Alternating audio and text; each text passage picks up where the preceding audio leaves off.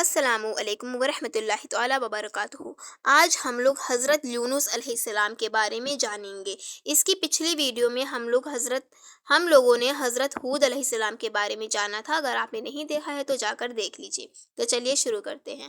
اعوذ باللہ من الشیطان الرجیم، بسم اللہ الرحمن الرحیم۔ حضرت یونس علیہ السلام۔ حضرت یونس علیہ السلام شہر نینوا میں پیغمبر بنا کر بھیجے گئے۔ آپ لوگوں کو ہدایت کرتے، نیکی کی طرف بلاتے، برے کاموں سے روکتے تھے۔ آپ علیہ السلام قوم سمود کی طرف بھیجے گئے۔ اس قوم کے لوگ بتوں کی پوجا کرتے تھے۔ جب آپ علیہ السلام لوگوں کو حق کی طرف بلاتے اور خدائے واحد پر ایمان لانے کی تلقین کرتے، لیکن لوگ آپ علیہ السلام کی تعلیمات کا انکار کرتے اور حضرت یونس علیہ السلام سے کہتے کہ ہم تیرے خدا کو نہیں مانتے، اس پر آپ فرماتے کہ اللہ کے عذاب سے ڈرو جو بہت سخت عذاب ہے۔ لوگ آپ علیہ السلام کی باتیں سن کر آپ علیہ السلام کا مذاق اڑاتے اور آپ علیہ السلام کی راہ میں رکاوٹیں کھڑی کرتے۔ آپ علیہ السلام نے قوم سمود کو راہ راست پر لانے کی بہت کوششیں کی، لیکن بھٹکی ہوئی قوم پر آپ علیہ السلام کی نصیحت کا کوئی اثر نہ ہوا، تو آپ علیہ السلام کو یقین ہو گیا کہ یہ لوگ خدا پر ایمان نہیں لائیں گے۔ آپ علیہ السلام مایوس ہو گئے۔ مایوسی کی حالت میں آپ علیہ السلام نے قوم سمود کی تباہی و بربادی کے لیے بد دعا کی اور اس سرزمین سے نکل پڑے۔ چلتے چلتے دریائے فرات کے کنارے پہنچے تو دیکھا کہ ایک کشتی کنارے پر لگی ہے، لوگ اس پر سوار ہو رہے ہیں۔ ان کی دیکھا دیکھی آپ علیہ السلام بھی اس پر سوار ہو گئے۔ جنہیں جانا تھا وہ سب سوار ہو چکے۔ کشتی لوگوں سے بھر چکی۔ اس کے بعد کشتی اپنی منزل کی طرف روانہ ہوئی۔ سمندر پر سکون تھا، آسمان بھی صاف تھا۔ مسافر اطمینان سے بیٹھے ہوئے تھے۔ جب کشتی بیچ سمندر میں پہنچی تو دیکھا کہ آسمان پر سیاہ بادل اٹھ رہے ہیں۔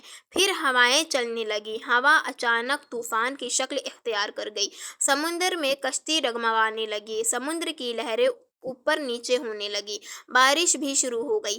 طوفان کے جھٹکوں اور پانی کے تھپیڑوں سے کشتی کے ڈوبنے کا اندیشہ پیدا ہو گیا۔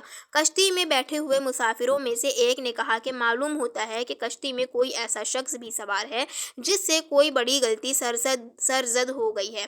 جب تک ایسے شخص کو کشتی سے نہ نکالا جائے، کشتی کا صحیح سلامت رہنا محال ہے۔ وہ شخص کون ہے یہ بتانا مشکل ہے جب تک کہ وہ خود کو پیش نہ کرے۔ اس پر حضرت یونس علیہ السلام کھڑے ہو گئے اور کہا کہ میں ہی ہوں جس سے بڑی غلطی سرزد ہو گئی ہے، مجھے کشتی سے نکال دیا جائے تو آئی ہوئی مصیبت ٹل سکتی ہے۔ تمام مسافر حضرت یونس علیہ السلام کا منہ تک رہے تھے، جس نے خود ہی سب کے سامنے اپنی غلطی کا اظہار کیا۔ پھر سب نے ایک زبان ہو کر کہا کہ یہ شخص تو فرشتہ صفت انسان معلوم ہوتا ہے، ہم کسی حال میں اسے کشتی سے نہیں نکال سکتے۔ مسافروں میں سے ایک نے تجویز پیش کی کہ قرعہ اندازی کی جائے، جس کا نام پرچی میں نکلے وہی سزا کا مستحق ہوگا، ہم اسے کشتی سے نکال دیں گے۔ چنانچہ قرعہ ڈالا گیا۔ پرچی میں یونس علیہ السلام کا نام نکلا۔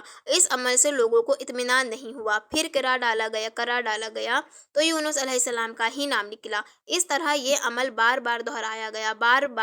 ہر بار یہی ہوا۔ حضرت یونس علیہ السلام نے کہا کہ میں اپنے رب کا نافرمان ہوں، خدا کا حکم بھی یہی ہے، مجھے دریا میں ڈال دو، تمام مسافروں کی جان بچ جائے گی۔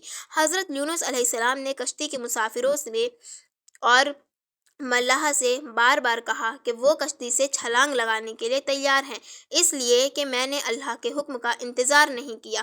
آخر کار کشتی کے مسافروں اور ملاح نے مان لیا اور حضرت یونس علیہ السلام کو دریا میں پھینک دیا۔ دریا میں ایک مچھلی حضرت یونس علیہ السلام کی طرف بڑھی اور نگل گئی۔ اللہ نے مچھلی سے کہا کہ یہ تیری خوراک نہیں ہے، یہ تیرے پیٹ میں امانت ہے جسے واپس کرنا ہے۔ چنانچہ آپ علیہ السلام مچھلی کے پیٹ میں اندھیرے میں رہے، اللہ کا ذکر کرتے رہے اور معافی طلب کرتے رہے۔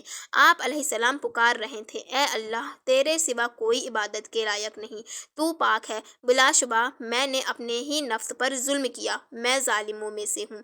اللہ نے آپ علیہ السلام کی پکار سن لی۔ آپ علیہ السلام مچھلی کے پیٹ میں محفوظ رہے۔ مچھلی نے دریا کے کنارے پر اگل دیا۔ جب آپ علیہ السلام مچھلی کے پیٹ سے باہر آئے تو بہت کمزور اور نڈھال تھے۔ آپ علیہ السلام نے کھلی فضا میں سانس لیا اور اللہ کا شکر ادا کیا۔ اللہ نے حضرت یونس علیہ السلام سے فرمایا، اگر تو مچھلی کے پیٹ میں میری پاکی بیان نہ کرتا تو نجات حاصل نہ کرتا۔ جس جگہ پر مچھلی نے آپ علیہ السلام کو اگلا تھا وہاں کوئی درخت تھا، نہ کوئی سایہ، دھوپ ہی دھوپ تھی، گرمی بھی ناقابل برداشت تھی۔ اللہ کے حکم سے وہاں ایک بیل دار پودا اگایا، پودے کی بیل سے سایہ آ گیا۔ آپ علیہ السلام سایہ تلے بیٹھ گئے اور اللہ کا ذکر کرنے لگے۔ کہا جاتا ہے کہ آپ علیہ السلام کے پاس ایک ہرنی آتی تھی اور اپنا دودھ پلا جاتی تھی۔ اللہ تعالیٰ فرماتے ہیں، ہم نے بغیر گھاس کی زمین پر ڈال دیا اور وہ بیمار تھا، اور ہم نے بیل دار درخت اگایا اور ہم نے اس کو 1,00,000 آدمی کی طرف بھیجا، بلکہ اس سے بھی زیادہ۔ پھر وہ لوگ آپ علیہ السلام پر ایمان لائے۔ ملک نینوا چھوڑ دینے کے بعد آپ علیہ السلام کی قوم آپ کو بہت زیادہ یاد کرنے لگی۔ آپ علیہ السلام کے نکل جانے کے بعد پچھتانے لگی۔ لوگوں نے محسوس کیا کہ آپ علیہ السلام نبی تھے اور ہدایت کے لیے آئے تھے۔ لوگوں نے اللہ سے معافی طلب کی اور وہ حضرت یونس علیہ السلام کی آمد کا انتظار کرنے لگے۔ لوگوں نے اقرار کیا کہ ہم اللہ پر ایمان لائیں، اور اس بات پر بھی کہ یونس علیہ السلام اللہ کے بھیجے ہوئے نبی ہیں، اور آپ علیہ السلام کے لائے ہوئے پیغام پر یقین رکھتے ہیں اور یونس علیہ السلام کی تصدیق کرتے ہیں۔ اور قوم کے لوگ ایک دوسرے سے کہنے لگے کہ اگر حضرت یونس علیہ السلام ہمارے درمیان آ جائیں تو ہم سب آپ علیہ السلام کی تعظیم کرنے لگیں گے اور ان علیہ السلام کے حکم پر عمل کریں گے۔ اللہ نے حضرت یونس علیہ السلام کو حکم دیا کہ وہ قوم کی طرف جائیں اور اللہ کا پیغام سنائیں اور انہیں برائی سے روکیں، نیکی کی طرف بلائیں، لوگوں کو آپس میں ایک دوسرے سے اچھا سلوک کرنے کی تلقین کریں۔ چنانچہ اللہ کے حکم پر جب آپ علیہ السلام اپنی قوم کی طرف لوٹ آئے تو قوم نے خوشی و مسرت کا اظہار کیا، آپ علیہ السلام کی آمد پر اللہ کا شکریہ ادا کیا۔ واپس آ کر حضرت یونس علیہ السلام نے تبلیغ شروع کر دی اور ہدایت دینے لگے کہ برے کاموں سے دور رہیں، ضرورت مندوں کی مدد کریں، بھوکوں کو کھانا کھلائیں، ننگوں کو کپڑا پہنائیں، کسی کے ساتھ برا سلوک نہ کریں۔ تو آپ لوگوں کو آئی ہوپ یہ پورا واقعہ سمجھ میں آیا ہوگا۔ انشاءاللہ تعالیٰ میں نیکسٹ ویڈیو میں ملوں گی دوسرے نبی کے واقعے کے ساتھ۔ سے پلیز چینل کو سبسکرائب کر دیجیے گا، ویڈیو کو لائک اینڈ شیئر ضرور کر دیجیے گا۔ السلام علیکم ورحمۃ اللہ تعالیٰ وبرکاتہ۔